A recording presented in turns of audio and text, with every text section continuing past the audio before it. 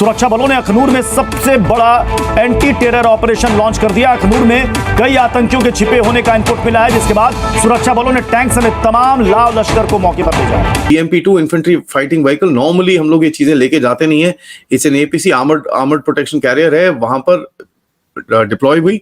And as a matter of fact जिस तरह का फायर वो चीज खोल सकती है, उससे ऑब्वियसली टेररिस्ट का ठुकना तो बहुत ही जल्द हो जाएगा। वैसे भी आप देख लें, डे 1 से उन्होंने मार्क किया हुआ है हिंदुस्तान को। जिस तरीके के हम लोगों ने बयान दिए हैं, डायरेक्ट कॉन्फ्लिक्ट में गए हैं, तो वो तो वही समझते हैं कि जी न्यूक्लियर पावर पाकिस्तान उनके लिए खतरा है, तो वो तो ये करेंगे। एक पाकिस्तानी आर्मी का SSG कमांडो इसके अंदर था और उसकी बॉडी मिली है, जहां पर उसको अभी ठोका गया है हमारी फोर्सेस की तरफ से।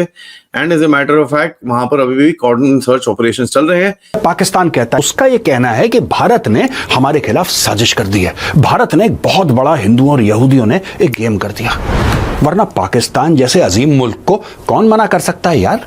आज भी ये जो इंडिया स्पेन की बायलैटरल जो जॉइंट स्टेटमेंट आई थी, उसमें आखिरी पैरे के अंदर पाकिस्तान डिस्कस किया हुआ उन्होंने। तो यूके भी सपोर्ट करता है, तो फ्रांस भी आ जाता है, तो जर्मनी भी आ जाता है। तो आप ये बताइए कि इसके साथ कौन है? क्या पाकिस्तान ईरान के साथ खड़ा होगा? क्या सऊदी अरब ईरान के साथ खड़ा होगा? दोस्तों, कल जम्मू के अखनूर डिस्ट्रिक्ट में एक बड़ा टेरर अटैक हुआ, जहां पर टेररिस्ट ने हमारे भारतीय जवानों के एम्बुलेंस में गोलीबारी की और इसके बाद अब हमारे इंडियन आर्मी ने एक बड़ा एक्शन लिया है इन टेररिस्ट को पूरी तरह से मार गिराने के लिए, जहां पर इंडियन आर्मी ने अपने आर्मी टैंक्स को उतार दिया है ताकि इन टेररिस्ट को पूरी तरह से मारा जाए या फिर इन्हें पूरे गोला बारूद से उड़ा दिया जाए। जिसके बाद पाकिस्तान और कश्मीर के जिहादियों में एक हलचल मच चुकी है और अब वे सब कह रहे हैं कि किस तरह से भारत इजराइल मॉडल अपना रहा है और जिस तरह से इजराइल टेररिस्ट को बिल्कुल भी रहम नहीं खाता है और उन्हें डायरेक्ट टैंक और अन्य फाइटर जेट से उड़ा देता है, इसी तरह से अब भारत भी अपना टैंक उतार करके पाकिस्तानी टेररिस्ट को मार गिरा रहे हैं। और अब तक की खबर के मुताबिक इन सब टेररिस्ट को मार कर गिरा दिया गया है और अब वो जोन सिक्योर हो चुका है। तो चलिए इसी पर आगे पाकिस्तानी मीडिया का रिएक्शन देखते हैं, जो इस वक्त अपनी छाती पीट रही है और रो रही है। अगर आपको हमारा ये वीडियो पसंद आए तो वीडियो को लाइक करें और हमारे चैनल को सब्सक्राइब कर लें। अखनूर के अंदर 3 टेररिस्ट ने इंडियन आर्मी की एक एम्बुलेंस के ऊपर फायरिंग करी। समझ रहे हैं आप, एम्बुलेंस के ऊपर। सुबह 7 बजे के करीब में हुआ, शिव मंदिर एरिया के अंदर अखनूर में, जम्मू कश्मीर में, जहां पर 32nd फील्ड रेजिमेंट जो थी इंडियन आर्मी की, उन्होंने कॉर्डन ऑफ करा। जेके पुलिस के साथ और CRPF के साथ एक सर्च ऑपरेशन अभी भी जारी है। वहां पर काफी एक्शन हुआ है, कुछ टेररिस्ट के खात्मा होने की बातें आई। भारत ने जवाब कुछ कम नहीं रखा। BMP-2 infantry fighting vehicle, normally हम लोग ये चीजें लेके जाते नहीं है। It's an APC armoured protection carrier है, वहां पर डिप्लॉय हुई। And as a matter of fact जिस तरह का फायर वो चीज खोल सकती है, उससे ऑब्वियसली टेररिस्ट का ठुकना तो बहुत ही जल्द हो जाएगा। यहाँ पर फिर भी आर्मी और सिक्योरिटी फोर्सेस की तरफ से एक थोड़ा सा देखना पड़ता है, क्योंकि इनके टेररिस्ट के पास IEDs होती हैं, ग्रेनेड्स होते हैं, काफी कुछ होता है। तो कोई फालतू में हमको अग्रेसिव होके कोई एक्शन नहीं लेना। हमको अपने फोर्सेस को प्रोटेक्ट करना है और इनको भी साथ में ठोकना है। नाउ शिवसेना के डोगरा फ्रंट ने एक बड़ा जबरदस्त प्रोटेस्ट करा है जम्मू के अंदर अखनूर के मिलिटेंट अटैक में, और ये बोलते हैं बिल्कुल भी एक्सेप्टेबल नहीं है। As a matter of fact वहां पर कुछ विलेज डिफेंस कमिटीज के लोग भी देखे गए हैं उस कॉर्डन ऑपरेशन के अंदर भाग लेते हुए। एंड उनको मैं सैल्यूट करता हूं कि वो भी, देखिए, सिविलियन है, दी एंड ऑफ इट, बंदूक दे रखी है उनको, लेकिन वो भी खड़े हुए हैं वहां पर अपनी जान की बाजी लगा के। That's something that we must appreciate. इस जगह से काफी वेपन्स भी रिकवर्ड हुए हैं और पता चल रहा है कि भैया यहाँ पर एक छोटा सा बेस था जिसको भी फोड़ा गया है। सुंदरबनी के एरिया के अंदर एक कुछ ना कुछ मिला है, जो बेस अभी वो बस्ट भी हुआ है। यहाँ पर थोड़ा पॉलिटिकल एरिया में जाएं तो आपको दिखेगा कि कल परसों में पाकिस्तानी काला दिवस मना रहे थे। ये कौन सा काला दिवस है कि भाई इंडियन फोर्सेस ने जो पाकिस्तानी रेडर्स थे 1947 में, उनका अटैक प्रिवेंट किया था। तो ये उनके लिए काला दिन है। ये उनके लिए काला दिवस है जब इनके रेडर्स आके कश्मीरी लड़कियों पे, जम्मू की लड़कियों का रेप कर रहे थे, उनको मार रहे थे, और भारतीय सेना ने जाके उनको रोका। तो ऑब्वियसली उनके लिए काला दिवस होगा।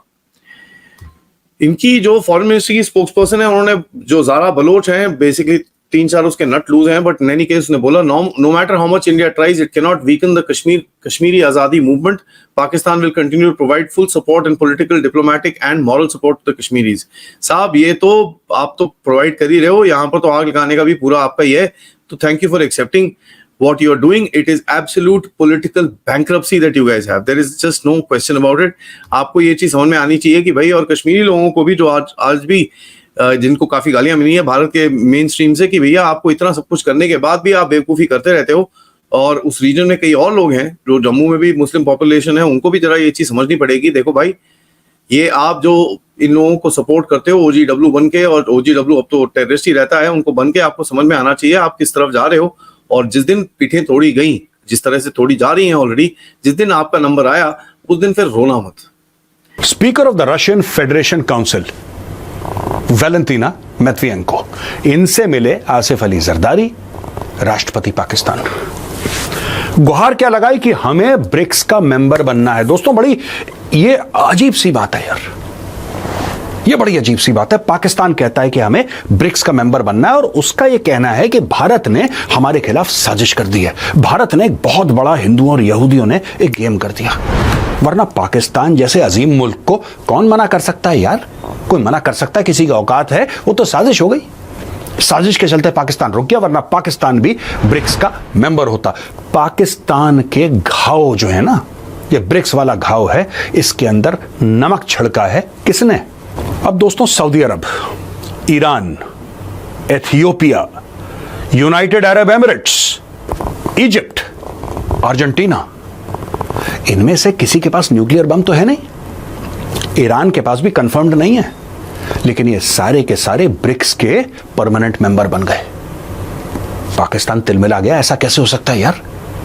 ऐसा किस तरीके से हो सकता है कि पाकिस्तान जो कि उम्मा का चुम्मा है, पाकिस्तान वो मुल्क है जो कलमा पढ़ के बना है, पाकिस्तान वो मुल्क है जिसमें जज्बे वाली कौम रहती है, पाकिस्तान वो मुल्क है जिसके पास न्यूक्लियर वेपन्स है, आलम इस्लाम का किला है यार पाकिस्तान.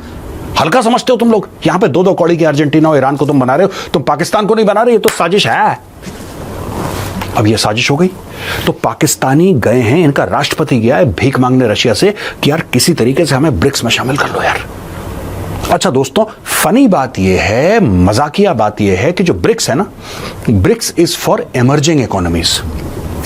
वो भिखारियों का कोलिशन नहीं है, वो उन इकोनॉमीज का. ये ब्रिक्स बेसिकली गोल्डमैन सैक्स के जो चीफ इकोनॉमिस्ट थे, उन्होंने टर्म कॉइन करा था ब्रिक्स कुछ समय पहले, और उन्होंने बोला था ये जो कंट्रीज हैं, ब्राजील, रशिया, इंडिया, चाइना, शुरू में ये 4 ही थे, BRIC ब्रिक था ये, बाद में साउथ अफ्रीका आ गया तो ब्रिक्स हो गया ये जो 4-5 देश हैं, 5 देश मिला के आप समझ लीजिए, ये दुनिया को लीड करेंगे. ये इकोनॉमीज ग्रो कर रही हैं बड़ी तेजी से, बहुत तेजी से, रफ्तार से ये इकोनॉमीज ग्रो कर रही हैं, और ये दुनिया को लीड करेंगे. इनका नाम है ब्रिक्स.